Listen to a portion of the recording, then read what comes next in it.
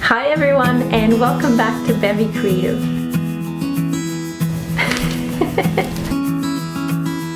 In this video, we'll be talking about the third stage of the creative process, which is called idea generation.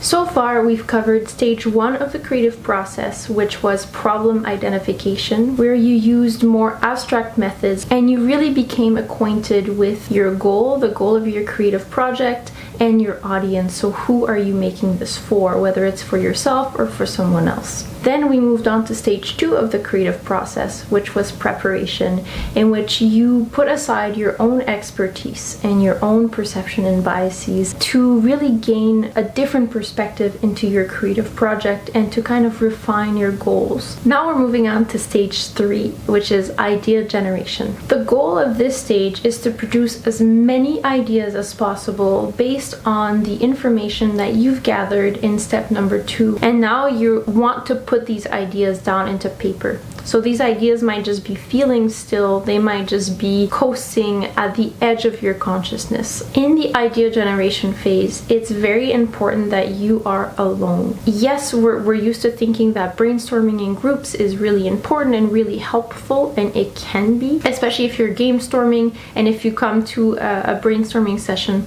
already prepared. But when you are generating ideas like this that are raw, that are unedited, you are at risk of falling into groupthink. Right now in idea generation, you have to be by yourself. You have to stop censoring yourself and really get into flow. And being alone, being in solitude here is super important. I can't stress that enough. To be successful at this stage, you really have to be comfortable with the notion of failed ideas or ideas that might seem silly or overly out of the box. When you accept this challenge of generating these out-of-the-box ideas, that's when transformational learning or deep learning can really start to happen. Now, this type of transformational learning or deep learning is the highest form of learning that you can reach as a person. And it really happens when you break out of your usual mode of thinking.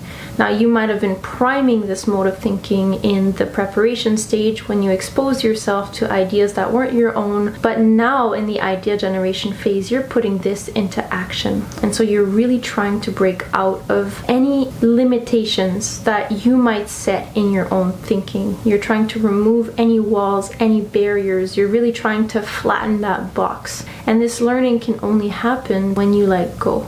And this can be quite difficult to do, and it's not necessarily something that might happen every time you engage in idea generation, but it's something that's really important to practice. There's something really interesting here that can happen when you're in the idea generation phase, or at least when you're seeking to enter a space of transformational or deep learning, and that's entering in the state of flow. If you're watching this in real time, then I haven't yet made a video on the psychology of flow, but if you're watching in the not so far future, then I have. So please check back on the channel very soon for this video. But since flow goes so well with the idea generation phase of the creative process, I will talk about it briefly here. Flow is a state of consciousness where time seems to stop or go very fast, and the sense of self seems to just fade away in the background. There's a few things that can be put in place to get into the state of flow, which I won't go into too much detail here, but one important thing is when the challenge of your task or the situation meets your perceived skills, and so you want them to be pretty much on par with one another. If the challenge is too low and the skills are too high, then you might experience boredom or apathy, and if the challenge is too high and the skills are too low, then you might experience anxiety. And so to have that sweet spot here is really conducive to this deep or transformational learning. For a lot of us, generating ideas without censoring ourselves can feel challenging, can be challenging, and so this is a perfect opportunity to get into the state of flow. To open up the creative space for this stage of idea generation, you can do 5 minutes of free writing. The prompts for this stage are fairly simple. You just want to become aware of where you're at and what you've learned so far in the preparation stage and in the problem identification stage. What do you know about your creative project so far, and what are your next steps? What don't you know about your project so far? What problems or what questions have emerged for you? The first activity that you can do in your idea generation creative space is to take a half pad of post-it notes like this, and you write down one idea per post-it notes. Yes, this can be a little bit wasteful, so if you're gonna do this often, you can always flip the post-it notes around next session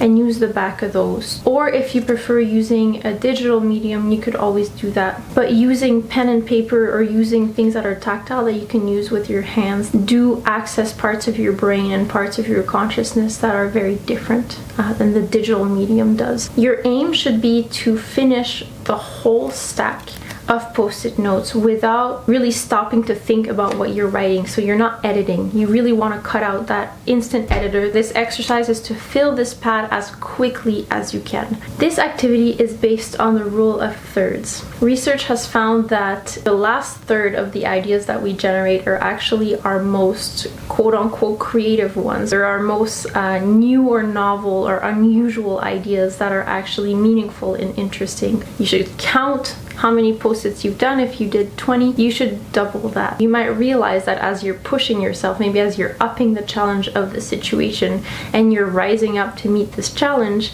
that you get into the state of flow, that you get into the zone. Once you're done with filling your stack of post-it notes, then you want to make sure to place every sheet of your post-it notes either on a desk, on a surface, or even on a wall or a whiteboard if you have that accessible. And then you read each post-it and you start to organize them by theme.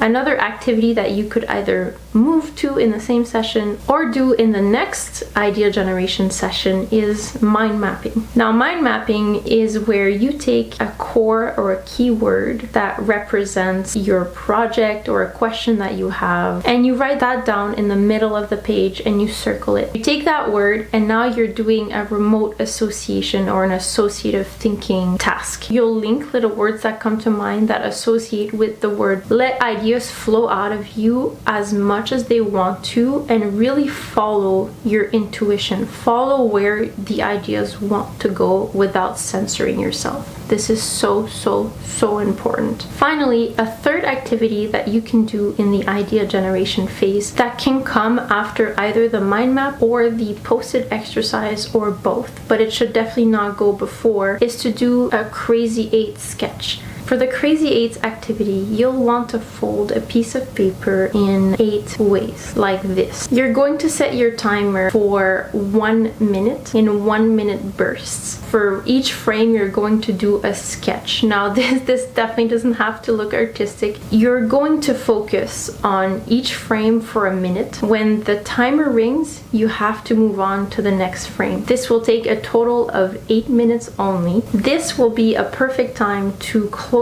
up your creative space with this insight of these sketches that you've created that you might not initially understand or really gain much meaning from right away. To close up your creative space, as always, you're going to do 5 minutes of free writing. Your prompts to close this session can be something like, how was your experience generating ideas? Can you describe the sketches? Are they very different from one another, or do they have, again, an underlying theme? Did you answer any questions that you might have had in the problem identification or preparation phase? Again, this rewriting really helps you consolidate everything that you've done and the deep learning that you experience during this phase and create some insights and meaning. That's it for this video. Important things to remember is be alone when you are generating ideas, as it will allow you to really generate ideas that are very outside the box, that might seem silly or that might feel like they might fail right out of the gate. That's okay. Keep generating. When you think that you can't think anymore or that you can't generate any more ideas, push yourself and do twice as many.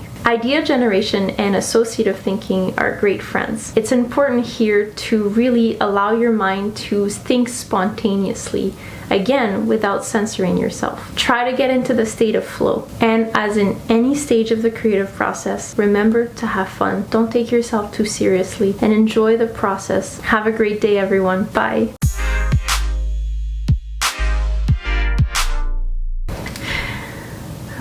Silliness.